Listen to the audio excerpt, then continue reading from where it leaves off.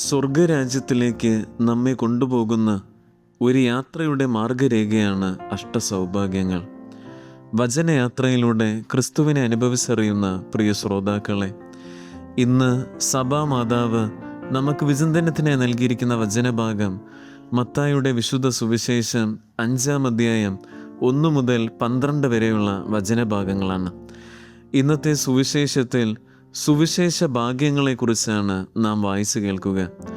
ഓരോ സുവിശേഷ ഭാഗ്യവും നമ്മോട് എന്താണ് ആവശ്യപ്പെടുന്നത് എന്നതിനെക്കുറിച്ച് നാം നല്ല രീതിയിൽ മനസ്സിലാക്കേണ്ടിയിരിക്കുന്നു. ആത്മാവിൽ ദരിദ്രരായവർ ഭാഗ്യവാന്മാർ. അതായത് നമ്മുടെ ജീവിതങ്ങളിൽ താഴ്മയുള്ളവരായി എളിമയുള്ളവരായി ജീവിക്കുവാൻ നമുക്ക് സാധിക്കണം. വിലപിക്കുന്നവർ ഭാഗ്യവാന്മാർ. മറ്റുള്ളവർക്ക് വേണ്ടി ദുഃഖിക്കുവാൻ നമുക്ക് സാധിക്കണം. ശാന്തശീലർ ഭാഗ്യവാന്മാർ. സൗമ്യതയോടെ ജീവിക്കുവാനും പെരുമാറുവാനും സൗമ്യതയോടെ നിരന്തരമായിരിക്കുവാനും നമുക്ക് സാധിക്കണം. നീതിക്ക് വേണ്ടി വിശക്കുകയും ദാഹിക്കുകയും ചെയ്യുന്നവർ ഭാഗ്യവാന്മാർ. നേരായ പാതയിൽ ശരിയായ മാർഗത്തിൽ ജീവിക്കുവാൻ നമുക്ക് സാധിക്കണം. കരുണയുള്ളവർ ഭാഗ്യവാന്മാർ.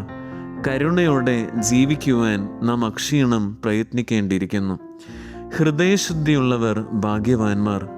നമ്മുടെ ഹൃദയത്തെയും മനസ്സിനെയും നിരന്തരം എപ്പോഴും ഭരിക്കേണ്ടത് നന്മയാണ് എന്ന ചിന്തയിൽ നിന്നും നാം ഒരിക്കലും പിന്മാറരുത്. സമാധാനം സ്ഥാപിക്കുന്നവർ ഭാഗ്യവാന്മാർ. വ്യക്തി സമാധാനം, കുടുംബ സമാധാനം, ലോക സമാധാനം എന്നിവയ്ക്കായി അക്ഷീണം പ്രയത്നിക്കുവാനും അതിനുവേണ്ടി ജീവിക്കുവാനും നമുക്ക് സാധിക്കണം.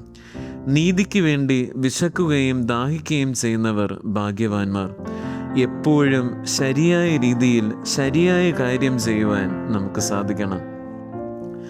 ദൈവം ബഹുമാന്യവും പ്രശംസ അർഹിക്കുന്നതുമായി കരുതുന്ന ഈ കാര്യങ്ങൾ സമൂഹം വിലമതിക്കുന്നതിന് വിപരീതമായതിനാൽ സുവിശേഷ ഭാഗ്യങ്ങൾ സാംസ്കാരിക വിരുദ്ധമാണ്. ഇത്രയും കഠിനമായ രീതിയിൽ സമൂഹത്തിൻ്റെ ചിന്തയിൽ നിന്നും വിഭിന്നമായ പാത ക്രിസ്തു തൻ്റെ ശിഷ്യരെ പഠിപ്പിച്ചുകൊണ്ട് ഏറ്റവും ഒടുവിൽ ചോദിക്കുകയാണ്, നിങ്ങളും എന്നെ വിട്ടുപോകാൻ ആഗ്രഹിക്കുന്നുവോ?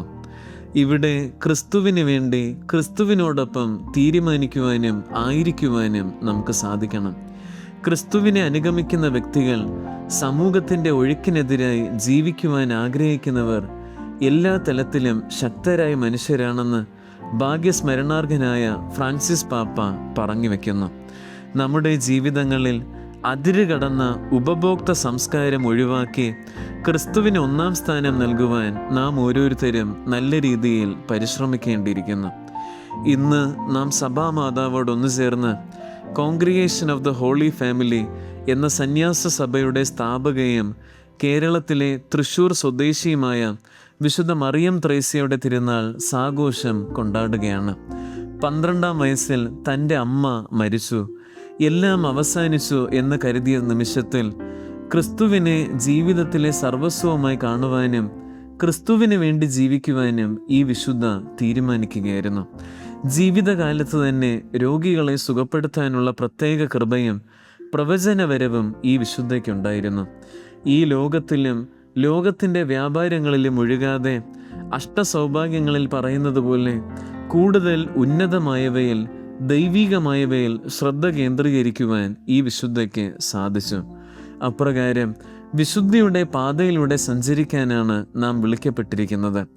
സമാധാനത്തിൻ്റെയും അനുരഞ്ജനത്തിൻ്റെയും വ്യക്തികളായി വിശുദ്ധരായി ജീവിക്കുവാനായിട്ടുള്ള കൃപയ്ക്കായി നമുക്ക് ആത്മാർത്ഥമായി പ്രാർത്ഥിക്കാം.